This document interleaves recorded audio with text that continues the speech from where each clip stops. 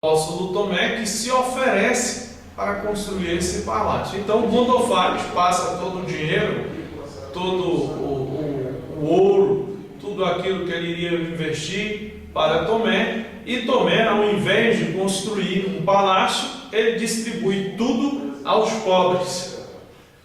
Quando o rei Gondofário descobre isso, manda prender Tomé. E nesse período em que ele está preso, o irmão do rei, chamado Gade, vem a falecer, e a história conta que ele ressuscita. E quando ele ressuscita, ele procura o seu irmão Gondofários e lhe conta que vira no céu, ou no mundo celestial, o palácio esplendoroso que Tomé estava construindo. Então esse rei se converte ao cristianismo, e Tomé é solto e continua a sua obra missionária na Índia. É lógico que nós não podemos considerar essa história como algo verídico, mas apenas como lenda. Isso não significa que não há nada de verdadeiro, pois quando nós investigamos alguns textos históricos da história da Índia, nós vamos perceber que na época que aqui é descrita essa história, havia de fato um rei chamado Gondofários, cujo irmão era Gade, e cujo império, ou o seu estado, não é um império, se tornara cristão. Então essas informações são muito interessantes, porque no meio da lenda nós vemos que há algo de verdadeiro, e ali se constrói uma história. Mas também temos a história de Tiago, que conta-se que ele foi até a Espanha. Por isso hoje nós temos a história de Tiago retratada como uma devoção na peregrinação a São Tiago, a grande catedral de São Tiago de Compostela. Conta-se que Tiago fora evangelizar na Espanha antes de ser martirizado. Então são lendas que nos trazem fatos que podem ser comprovados historicamente, e outros que de fato não precisamos nem discutir, são lendários. Quanto ao Paulo apóstolo, conta-se também que foi martirizado, decapitado em Roma, e ali também sob o império de Nero. Temos a história de outros apóstolos, como é o caso que nós sabemos de João, que morrera em Éfeso, mas aí nós temos um problema, visto que, segundo um outro autor cristão, que é Pápias ou Papias, conta que havia mais de um João, e que este era confundido, o João apóstolo, confundido com João o presbítero. Então nós não sabemos até que ponto a história de João é verídica, o João apóstolo. Não sabemos se ele morrera em Atos ou se ele voltara às igrejas dele, fundadas por ele, para morrer aí na sua velhice. Não sabemos. Ainda há a história de outros apóstolos, de Bartolomeu, de Barnabé, considerado apóstolo, e de outros que não eram apóstolos designados por Cristo, mas que tinham o nome de apóstolos. Muitos foram chamados assim, sem ter a designação do próprio Cristo. Essa expansão do cristianismo, ela também gerou perseguição não somente local, mas perseguição geral.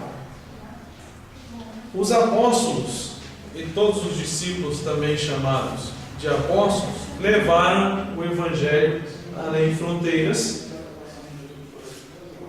E enquanto o cristianismo fora considerado como seita judaica, ele não foi perseguido de forma mais enfática. Apenas essa primeira perseguição, que Estevão foi morto, depois algumas perseguições por parte do Império Romano, na pessoa de seus delegados, governadores, tetrarcas.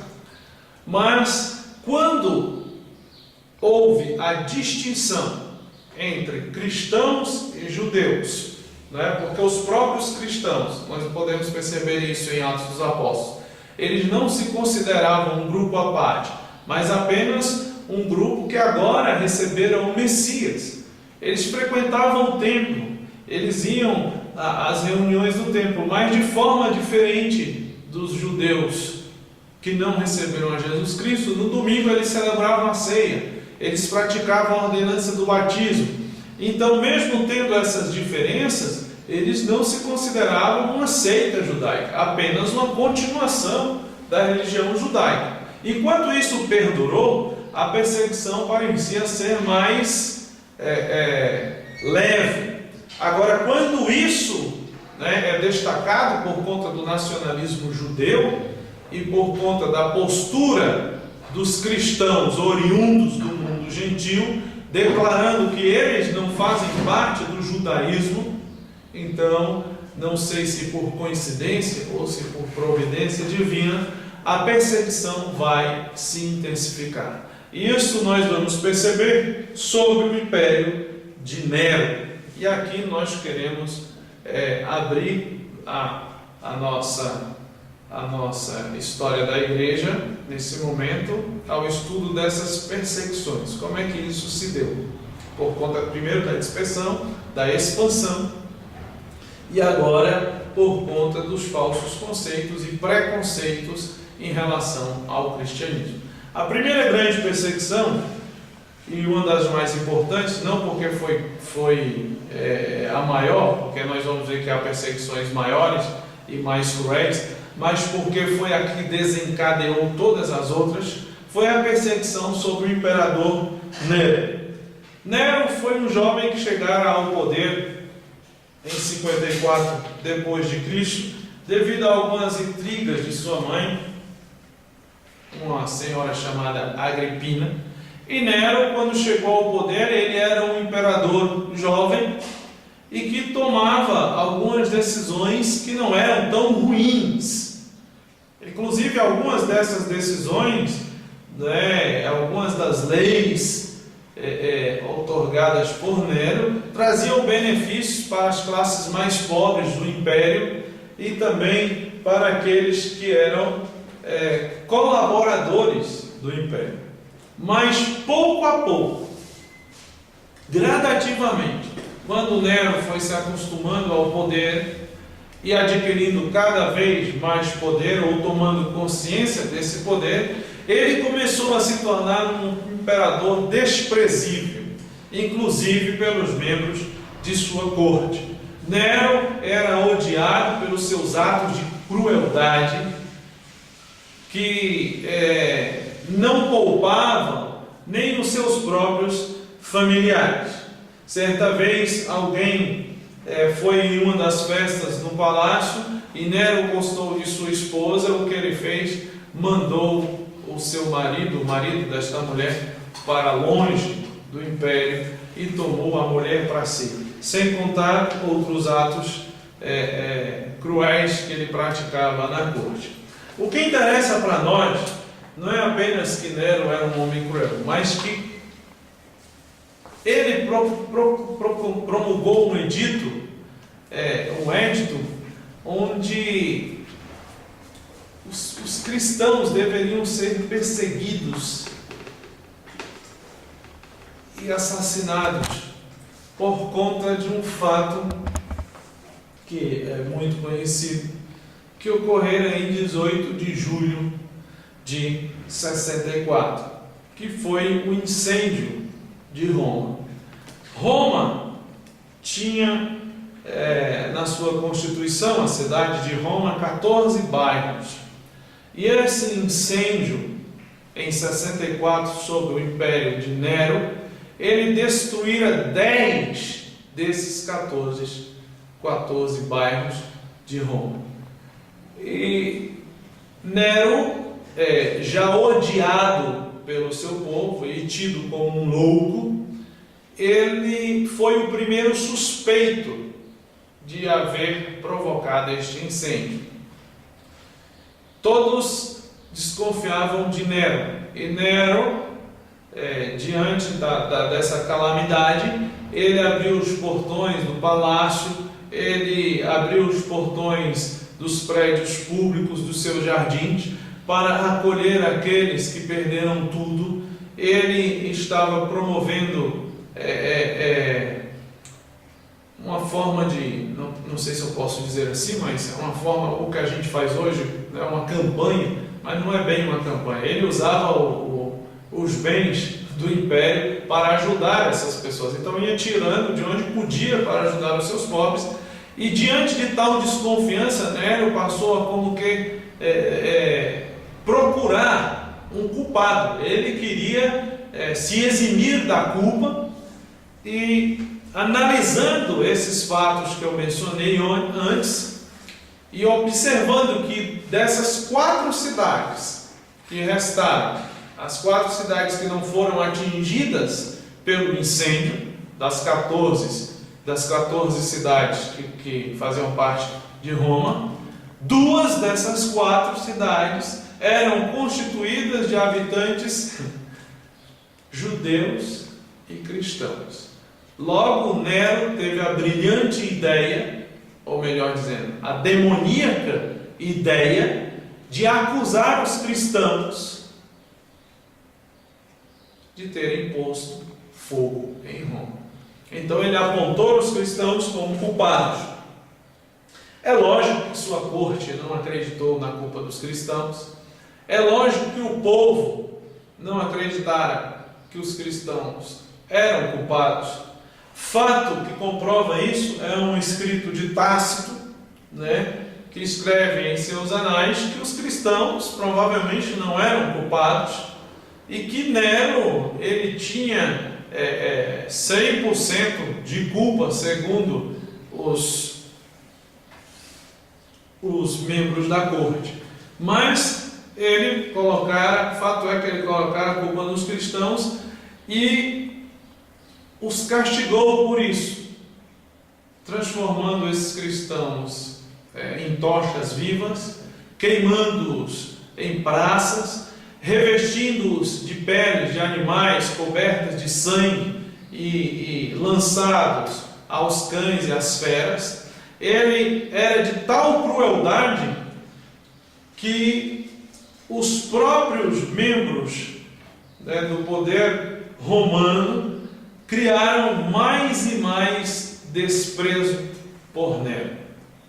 Isso também é descrito por Tácito, quando diz que Nero ofereceu em espetáculo essa carnificina dos cristãos e judeus. Detalhe, cristãos e judeus, não apenas cristãos. Nero, no ano 68, ele foi deposto do seu poder, o Senado romano o depois, não aguentou mais, e ele acabou cometendo suicídio. Então, o que é importante nessa primeira perseguição? É que Nero escreveu um edito contra os cristãos. E esse documento vai ser resgatado em todas as demais perseguições. É necessário que nós entendamos aqui que a perseguição aos cristãos, ela não foi o tempo todo generalizada. Ela foi cruel, mas na maioria das vezes, como é o caso de Nero, ela foi local, ela não foi generalizada, ela foi local. E entre uma perseguição e outra, sempre houveram alguns momentos de paz. Por exemplo, da primeira perseguição, que é a perseguição de Nero, até a segunda perseguição, que é a perseguição sob Domiciano, se passaram aí cerca de 10 anos. Nesses 10 anos, os cristãos não foram perseguidos.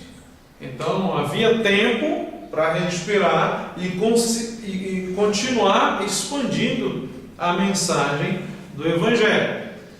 10 anos haviam se passado depois de Nero, os cristãos pareciam viver um momento de paz e tranquilidade, mas no ano de 81, Domiciano sucedeu ao imperador Tito e a perseguição vai irromper novamente no final de seu governo. Domiciano era tão cruel quanto Nero. Ele fizera perecer os seus próprios parentes.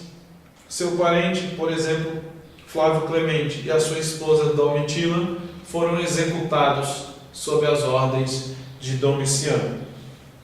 Nós sabemos que nesse período também João, o apóstolo João, fora exilado na ilha de Patmos. Domiciano mandou executar diversos cristãos. Ele, no seu governo, ele tentou reavivar, trazer à tona as tradições romanas. E num período de grande dificuldade, se atribuía, como Roma era um estado extremamente religioso, se atribuía as calamidades à falta de devoção aos deuses.